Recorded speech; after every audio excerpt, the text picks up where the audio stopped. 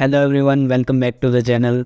तो आज की वीडियो में मैं बात करने वाला हूँ what is the actual admission process for MBBS abroad. काफ़ी सारे आपको वीडियोस और आर्टिकल्स मिल जाएंगे इंटरनेट पे। काफ़ी सारे लोगों ने वीडियोस बना भी रखी हैं, but unfortunately most of them either are not complete और they have some misinformation even. This video is from someone who has helped hundreds of students. So make sure that you watch this video till the end.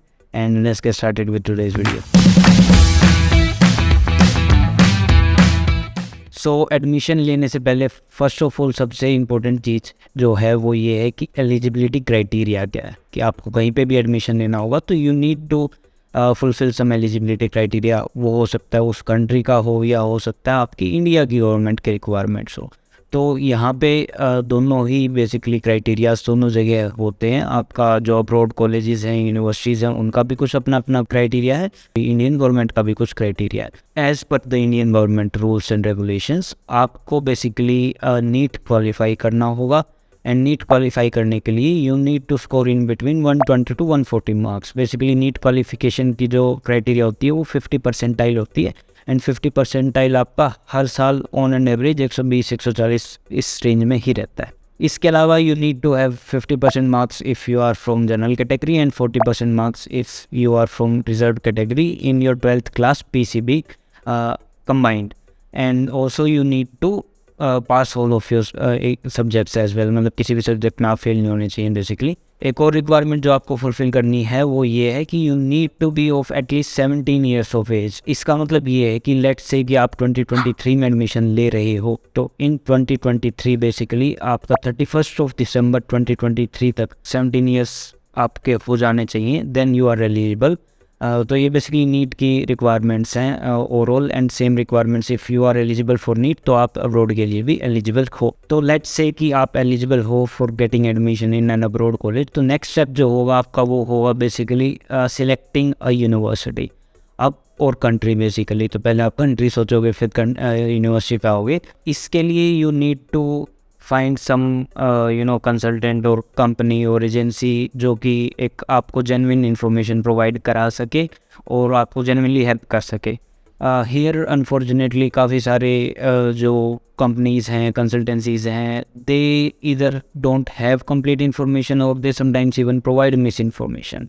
तो ये चीज़ यहाँ पे आपको थोड़ा सा अपनी खुद की रिसर्च करना काफ़ी इंपॉर्टेंट है कि जो भी आप यूनिवर्सिटी सेलेक्ट कर रहे हो या जो भी आप कंट्री सेलेक्ट कर रहे हो वहाँ की जो यूनिवर्सिटीज़ हैं, जो इंडियन गवर्नमेंट की गाइडलाइंस हैं, वो फुलफ़िल हो रही हैं या नहीं हो रही हैं। जो आपको इन्फॉर्मेशन दी जा रही है वो एग्जैक्टली ट्रू है या नहीं है। तो इस चीज़ को वेरीफाई करने के काफ़ी सारे तरीके होते हैं।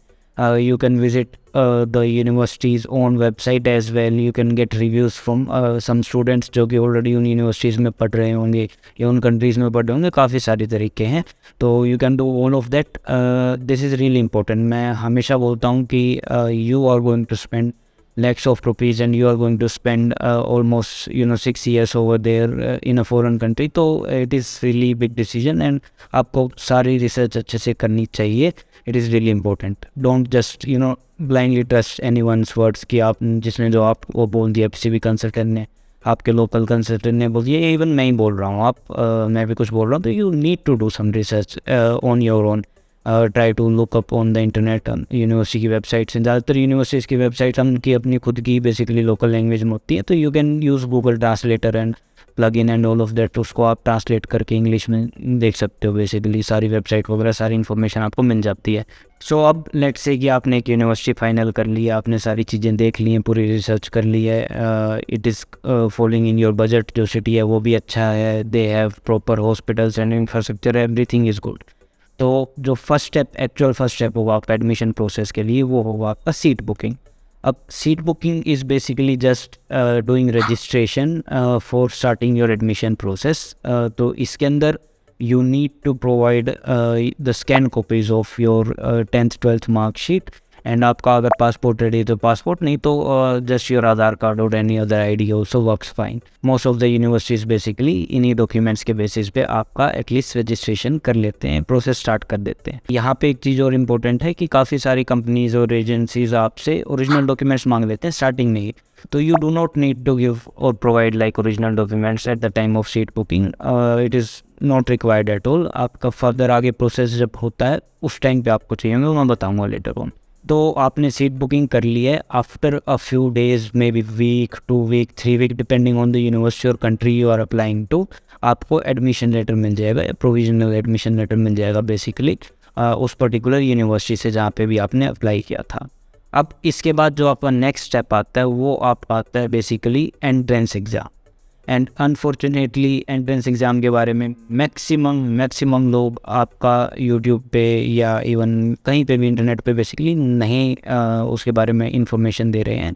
A lot of people even don't even talk about it basically. तो हर यूनिवर्सिटी के अंदर 99% यूनिवर्सिटीज़ के अंदर बेसिकली आपका एंट्रेंस एग्ज़ाम होता है to start your admission process और टू गेट एडमिशन बेसिकली। तो यहाँ पे ये चीज़ काफ़ी इंपॉर्टेंट है। ऑल्दो येस, जो एंट्रेंस एग्ज़ाम हो वो बहुत ज़्यादा डिफ़िकल्ट नहीं होता है, बहुत ज़्यादा हाई लेवल का नहीं होता है। काफ़ी सारी यूनिवर्सिटीज़ में इवन वो सिर्फ फॉर्मेलिटी के लिए होता है, but still there is an entrance exam जो कि आपको देना होगा। अब मोस्ट ऑफ द यूनिवर्सिटीज़ में कोविड-19 के बाद जो है वो मैक्सिमम यूनिवर्सिटीज़ इसको ऑनलाइन कंडक्ट करा रही है। पहले ये होता था कि आप वहाँ चले जाते थे उसके बाद देना होता था, तो you need to keep this in mind as well. तो अब एंट्रेंस एग्ज़ाम जब आपका हो जाएगा, you will get your result and everything, जो कि आपका टिपिकली 1 वीक के अंदर आ जाता है। उसके बाद you have to start your process of visa invitation basically, क्योंकि आपको वहाँ जाना है तो उसके लिए वीज़ा लगवाना पड़ेगा। वीज़ा लगवाने के लिए वीज़ा इन्विटेशन इज़ रिक्वायर्ड। अब वीज़ा इन्विटेशन जो है वो आपका बेसिकली आप इस टाइम पे you need to provide your original documents as well, क्योंकि आपके जितने भी ओरिजिनल डॉक्यूमेंट्स होते हैं जैसे कि आपका मार्कशीट्स हो गई और आपके पासिंग सर्टिफिकेट्स हो गए एंड ऑल ऑफ दैट, उन सभी डॉक्यूमेंट्स को बेसिकली नोटराइजेशन और अपोस्टाइल के लिए भेजना होता है। तो you need to provide your original documents at this point of time. जब भी आपसे कोई आपके ओरिजिनल डॉक्यूमेंट्स मांगते हैं तो यू शुड आस्क कि आप किस चीज़ के लिए भेज रहे हो बेसिकली, या किस चीज़ के लिए ले रहे हो ये documents. And also you need to provide your original passport as well, because आपके पासपोर्ट पे ही वीज़ा लग के आएगा। You need to basically provide all of this documents at this stage of time. इसके अलावा कुछ आपके एफिडेविट्स लगते हैं जिनके सैम्पल्स वगैरह आपको मिल जाते हैं ईजीली, और हम लोग भी प्रोवाइड करते हैं, तो that is not an issue at all. तो वो सब आपको बेसिकली निकलवाना है and then you have to provide all of this documents. अब आपको we have to wait for visa invitation from the university. जैसे ही आपका वीज़ा इन्विटेशन यूनिवर्सिटी से आ जाएगा, the next step is basically just your visa stamping. तो आपके जो पासपोर्ट है वो एम्बेसी में भेज के आप अपॉइंटमेंट वगैरह लेके you need to get your visa stamping done. And then आपका वीज़ा स्टैंप होने के बाद you just need to fly to your dream university जो बेसिकली आपने सेलेक्ट किया था। यहाँ पे we help all our students in the entire admission process basically. तो आपका बिगनिंग से लेके एंड तक सारी प्रोसेस में we help all our students. तो अगर आपको कुछ डाउट हैं, कुछ क्वेश्चन हैं, you can always get in touch with us. All the contact details are in the description box and on the screen as well. तो इसके बाद जब आप वहाँ पे यूनिवर्सिटी के बाद यूनिवर्सिटी पहुँच जाओगे, तो there are some other additional documentations जो कि आपका medical checkup, medical insurance, visa extension और इस तरह की काफ़ी सारी चीज़ें होती हैं। वो सब डॉक्यूमेंटेशन वहाँ जाने के बाद होती है। End of course we take care of all of our students जो वेरिटी के थ्रू जा रहे हैं, उन सभी स्टूडेंट्स का आपका A to Z पूरा process basically will be taken care of. You don't really have to worry about it. I know कि इतनी सारी प्रोसेसेस और इतने सारे डॉक्यूमेंट्स वगैरह देख के यू माइट फील कि काफ़ी कॉम्प्लिकेटेड हो गया है and you might become like tense कि कैसे होगा। तो it is not that much difficult. Honestly मैंने काफ़ी सारे स्टूडेंट्स का एडमिशन प्रोसेस करा रखा है। I have Sen more than 100 and 200 300 students approximately I would say. तो सभी स्टूडेंट्स का एडमिशन प्रोसेस काफ़ी स्मूथली हुआ है आज तक हमेशा। मोस्ट ऑफ द टाइम कोई भी किसी तरह का इशू नहीं आता है एंड आपको वीज़ा भी ईजिली मिल जाता है। If you are someone who is interested in getting admission in abroad, in maybe in Russia और maybe in any other country, तो you can get in touch with me. I will put a link in the description box. तो वहाँ पे जाके आप एक form fill out कर सकते हो। मी और my team will get in touch with you, or you can just drop a hi message on the WhatsApp number that is shown on the screen. So yeah, if you are still watching this video तो आप end तक आए हो, तो that means that this video has helped you a little bit, at least I hope. So please give it a like and also share it with your friends and family who so that they can also get some information about MBBS from abroad. and also subscribe to the channel. We make videos every week about medical education abroad. Or if you want to know about what is the real cost of studying MBBS from abroad, you can watch my this video, or you can watch my other video where I've talked about like top 5 best options for MBBS abroad for 2023, keeping in mind all the factors and everything. See you guys in the next one.